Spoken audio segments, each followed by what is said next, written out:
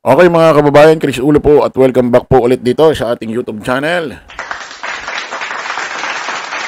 Okay mga kababayan, mga kadalas, pag-usapan ho natin, update ho tayo sa nangyayari kaganapan. Diyan ho sa ginagawang pagdinig ng Blue Ribbon Committee na ang namumuno ho dyan, chairman, walang iba kundi itong si ating Senador Tito Sen. Pagpapatuloy, pagdinig ulit ho rito sa flood control issue scandal na kung saan ay bawat hearing ay mga bagong revelasyon, mga bagong karakter na nagsusulputan. Yung mga bagong nababanggit, mga involved, mga sinasabi nakakuha ng kickback dito ho sa flood control budget. May mga bagong karakter naman, mga kababayan, mga ka-analyze na lumulutang, sumusulpot na kung saan ay sila ho yung magbibigay ho ng linaw at nagbubulgar kung sino-sino hong individual na politiko ang sangkot dito ho sa anomalya ho ng flood control budget. Ngayon ho, may bago hong karakter ho itong flood control serye natin. Ito, basahin ho natin. May bagong karakter. Senator Rolando Marcoleta introduced a new player to the Senate Blue Ribbon Committee, someone who, according to Mike Defensor, knows a lot about how flood control projects really work. Sino ba itong si Mike Mike Defensor? Teka muna. Huwag muna tayo dyan sa Mike Defensor na yan. Sino ba itong bagong karakter na ito? Pakinggan natin. Maraming salamat, Your Honor. Mr. Chair, can he proceed? He may proceed. Ako po'y nagpapasalamat sa pagkakataong ito. Sa Senate Blue Ribbon Committee, Senador Ping Lacson, sir. At sa iba pang member na nandito po.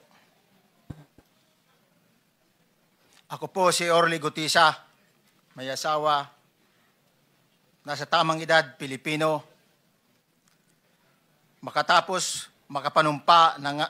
Ito si Orly Regala Gutesa. Ikinanta si Saldico at Martin Romualdez. Siyempre, sino ba ito si Saldico? Ito ho yung wala pa ho sa Pilipinas, di pa ho umuwi, hindi na malaman kung saan lupalop. Siyempre, sino ba hindi nakakalala kay Martin Romualdez? Dati ho nating speaker na hanggang ngayon ay representative congressman na pinsan ni Pangulong Bongbong Marcos. Ito raw yung magbibigay linaw at makakapagdagdag ng info kung sino yung mga nakakuha ng kickback. Nagrekomenda yata nito ay Defensor ang apelido. Sino ba yung Defensor na yan? Play muna natin ho ito. Pinakikilala niya yung kanyang sarili. Na ngayon, sa umiiral na batas, ay nagsasaad at naglalahad ng gaya ng mga sumusunod. Ako po ay lumabas upang magsalita sa isyu na ito. Bilang isang dating sundalo, inaalay ko ang aking buhay para sa ating bansa. Sa pagkakataong ito, nagdesisyon akong magsalita at maglabas dahil ayokong maging masama ang kinabukasan ng aking mga anak, apo ko sa darating na panahon. Ayoko pong naririnig ko at napapanood ko sa pagdinig ng Blue Ribbon Committee. At ngayon ko po napagdugtong-dugtong yung naging partisipasyon ko po sa anomalya at korupsyon na ginawa at lumalabas sa hearing na ito. Yung palang pera na binubuhat namin at dinideliver mula sa masamang gawain na nagdulot ng baha na ikinamatay ng tao at imbes na gamitin ang pera sa edukasyon, medikal at programa na mapunta lamang pala sa bulsa ng mga politiko. Mabigat po sa akin magsalita dahil may pamilya ko. 4 ang anak ko, nag-aaral pa. Dalawang klase Like and ang subscribe, YouTube fam. YouTuber. dalawang klase ang witness or resource person dito sa Senate sa mga hearing, ano. Merong mga witness or resource person or masasabi nating habang nagsasabi ng katotohanan, wala na rin silang pakialam, sinasabi na rin talaga naling katotohanan na damay sila. Meron namang mga witness or resource person na magsasabi ng katotohanan, magsasabi kung sino may mga kasalanan, mga sangkot, habang nililigtas nila ang kanilang sarili. Masyadong mabulaklak ang bibig mo, Shara. Parang wala kang kaalam-alam katunog-tunog sa mga ginagawa mo. Ganun ba gusto mong palabasin? Diyos Maria. Tuloy natin. May asawa ako at nangangalaga sa aking mga anak at marami akong kasama sa operasyon na may kinalaman sa ibabahagi ko sa inyo. Nagtatrabaho lang po kami ng mga kasama kong sundalo sa Philippine Marines. Huwag sana isipin na aking mga kasama na nagtatraidor ako. Ako sa aming trabaho at pinagsamaan dahil pare-parehas kaming may pamilya at gusto lang naman naming ayusin ang kinabukasan ng bawat isa. Wala akong iniisip na kapahamakan para sa kanila, bagkos ang gusto ko lang maayos ang kinabukasan ng bayan at lahat kami.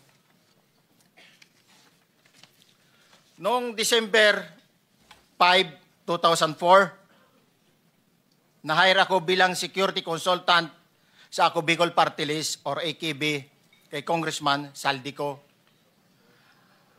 At nasimula ng duty ko kay Congressman Saldico. Bawat umaga, nagre-report ako sa BGC sa Horizon, sa Bonifacio Global City, kung saan nakatira si Kong Saldico. Tuwing may duty at detailed ako sa basura, it means itong basura, ito yung box ng pera na pinag-uusapan natin sa kasalukuyan. Mr. Gutesa, mag-stick ka lang sa binabasa mo. Huwag ka nang nag-a-adlib. Kung ano yung nandito, basahin mo lang. Yes, Your Honor. Tuwing may duty... May entero na naman to si Bulldog tuloy. Sorry po. Sorry. May nakita kasi akong bulldog sa labas. Kaya napabulldog ako rito sa aking vlog. May entero na naman ito si Senador Marcoleta. Sabi niya, wala raw silang kaalam-alam na yung idinideliver nilang maleta kay Martin Romualdez at kay Saldico, pera. Basta mali-malita lang daw ang buhat nila. Dinadala sa sakyan, dinideliver nila. Pero bakit may code na basura? Bakit kinakailangan bigyan ng code ng basura ang tawag ninyo? Ngayon mga kababayan, para mapadali ho tayo. Ito na ho yung kasunod niyang sinabi. Nice na mapasa ilalim sa Witness Protection Program. Protection Program. Pagkatapos, mabilang Sorry. ang sinasakay namin sa mga sakyang patungo sa Horizon Residence, Taguig. Pagdating sa Horizon Residence, dumidiretso kami sa basement upang maibaba ang nasabing basura at dalhin sa unit ni Congressman Saldico sa 56th floor sa nasabing lugar kung saan siya nakatira. Bago ibaba ang nasabing basura, ito ay bawas na. Halimbawa, nag-akyat kami ng 46 na malita. Ibababa lamang namin ay 35 malita para i-deliver sa bahay ni House Speaker Martin Romualdez sa 42 McKinley Street, Taguig. Ang labing isang malita ay naiwan sa taas ng 56th floor sa Horizon Residence. humigit kumulang 3 beses ako mismo ang nag-deliver ng basura sa bahay ni Congressman Saldico, sa Horizon Resident at sa mga bahay ni Speaker Romualdez sa 42 Mackenzie Street, Taguig. Mas maraming pagkakataon na nagde-deliver kami ng basura sa bahay ni Speaker Romualdez at sa bahay ni Congressman Saldico dahil iba-iba kaming mga nakadetailed na close-in, backup at advance party na nagkakaroon ng rotation. Sa huli, ako po ay nagnanais na mapasailalim sa Witness Protection Program. Pagkatapos... Ayan, maliwanag ho mga kababayan. According ho dito sa dating sundalo na si Orly Regala Gutesa, ay nagdi-deliver ho sila ng basura. Code ho yun. Code ho yun, pero yung basura ho na yun ay pera. Mali-maliit ang pera ang dinideliver ho nila sa mismong tahanan ho ni Speaker Martin Romualdez at ni Saldico. Nako. Naloko na.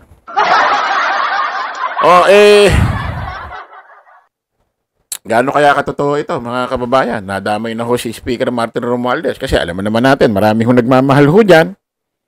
Marami hong sumusuporta dyan dahil pinsan ho ni Pangulong Bongbong. At kalaban ho ni BP Sara yan, kaya marami hong sumusuporta dyan. Hindi naman siyempre ganun karami. Siyempre kay Pangulong Bongbong pa rin naman nakasuporta ang lahat. Pero lumalabas ho rito, sangkot si Speaker Martin Romualdez. Ngayon ito si Saldico, hindi na malaman kung saan bansa. May nakakamonitor ho na ating mga kababayan, palipat-lipat na ho ng bansa kung saan-saan tumatawid. Habang nangyayari ho ito si Saldico, kung saan-saan bansa ho nagpupunta, habang nagkakaroon ho ng hearing dyan, abay meron hong isang video na kung saan kumakalat ngayon, yung bahay niya, puro trapal, natatakot siguro may magpuntang mga tao dyan, grupo-grupo ng mga relista, baka pagbabatuhin yung bahay nila, matulad dun sa bahay ni Diskaya, yung mag-asawang Diskaya. At ang pinakamabigat dito, may nakitang truck. Yung mahabang truck, yung, anong tawag din, close van, yung ginagamitan na ng forklift pagka may mga nilalagay na gamit dahil mataas Nako ito ho, pakinggan natin. Ano kaya hinahakot ng puting tarpaulin ang palibot ng bahay? Ano kaya hinahakot nito? Kapapasok lang na balita, may naghahakot na ng mga gamit mula sa bahay ni Ako Bicol Party List Saldico sa Pasig City. Sa litratong pinadala ng mapapagkatiwalaang source ng News 5, makikitang truck sa labas ng bahay ni Congressman Ko. May naghahakot na ng mga gamit mula sa bahay na iyan. Mapapansin din nakabalot ng puting tarpaulin ang palibot ng bahay. Sinusubukan pa naming kunin ang panig ni Congressman Ko tungkol dito. Isasiko... may naghahakot ng truck. Malaking truck ito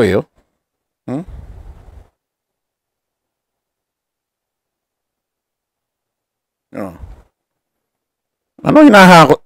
Hindi kayo mga pera na. Hindi kayo mga pera na. Ako naniniwala ako mga kababayan yung mga bank accounts. Tingin ko tama ang pera lang na nandyan yan. Tingin ko tingin ko maraming pera sa bahay. Hindi pinapasok sa bangko para hindi ma-monitor. According nung nakaraan, mali-maleta raw ang dinideliver sa bahay ni Saldico. Sabi ni Bryce Hernandez. Minsan daw sa isang maleta, nagkakahalagang 50 million. Grabe, baka pera na hinahakot dito. Tingin ko baka hindi na uuwi ito Tingin ko wala nang planong umuwi ito. Magiging na ito dati, yung parang kay Tebes. Tingin ko hindi na uuwi ito.